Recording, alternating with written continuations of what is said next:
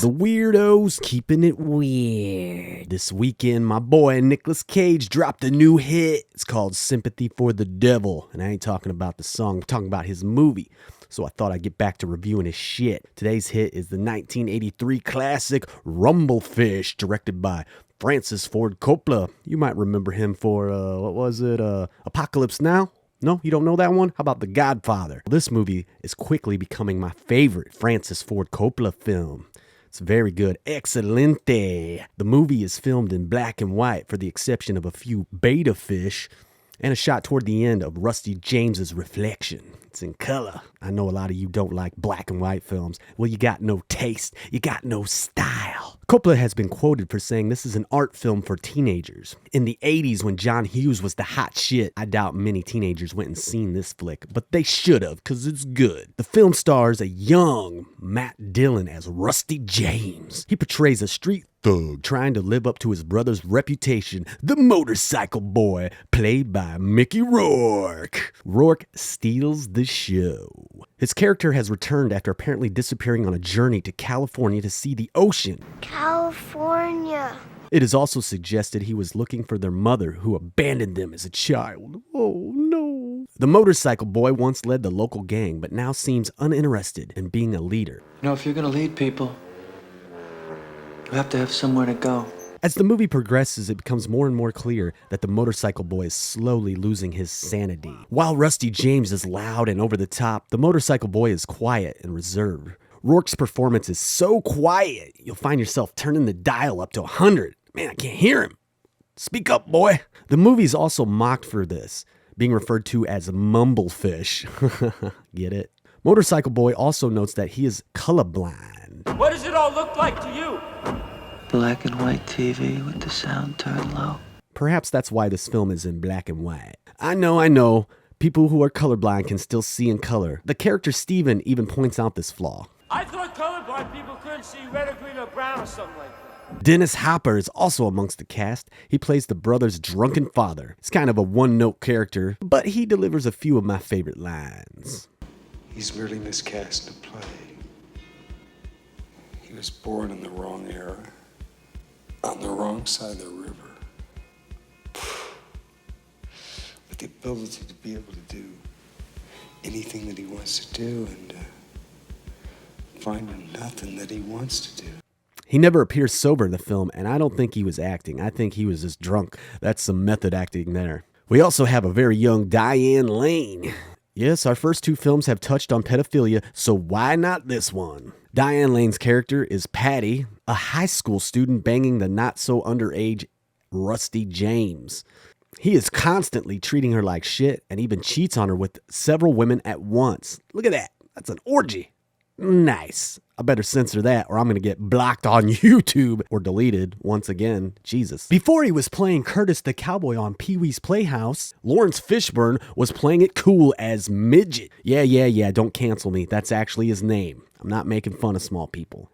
His only purpose in this film is to deliver the news to Rusty James. Kind of an exposition dump, if you will. Speaking of Pee-wee's Playhouse, I just found out Paul Reubens has passed away. Yes, Pee-wee himself has died. A very sad day. Tom Waits is also in this film, and every time he's on screen, he's ranting on about some crazy bullshit about time. You got time. You got nothing but time. Throw away a couple of years here, a couple of years there. Doesn't matter. This character needs his own movie. And of course, it has the man, the legend, the god, Nicolas Cage as Smokey. Cage is only a supporting actor and has very little screen time, but as always, he makes that shit count. Throughout the film, he outsmarts Rusty James, convincing the gang that he should be the leader. And he even steals Rusty James's underage girlfriend. No, Cage, don't do it. No, not you too. Oh, the pedophiles. There's also this character named Steve, played by Vincent Spaniel. I kind of remember him in that Alive movie. You know, the one where the plane crashes and everyone has to resort to cannibalism, to eating some ass fat. You remember that scene, right? No? Anyway, this character really seems out of place. He never partakes in the sex, drugs, alcohol, or even the rumbles. He always has a pen and paper on him and documenting the exploits of Rusty James and the gang. He also seems to play the voice of reason to Rusty. Wait, no, not Sofia Coppola. No. God, no. Don't worry, she's just a little girl in this, and she doesn't ruin the film. Doesn't really talk much. So let's move on. Rumblefish is brilliantly shot. I love its use of Dutch angles and constant moving shadows. Some of the shadows were painted on the walls of the sets to make them look ominous.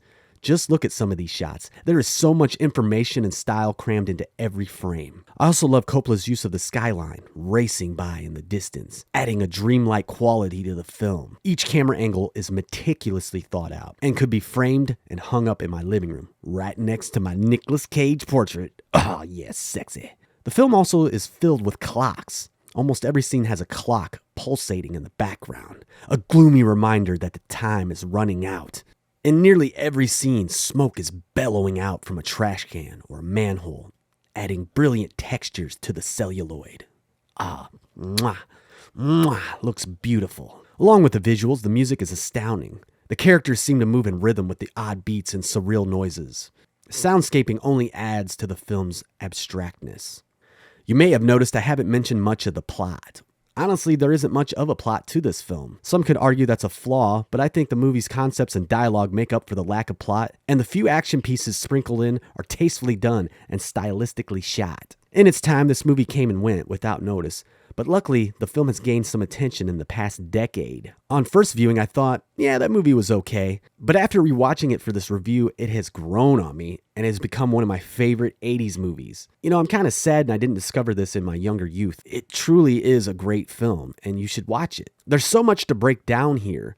Surrealism, film noir, avant-garde, a coming-of-age story, philosophical debates, death and loss. I can't really seem to find the words to sum this film up. It's perplexing. It seems like this film is encapsulated in its own far-off universe, and each time you pop it in, you're discovering a new journey. Well, that was Rumblefish with my boy Nicolas Cage.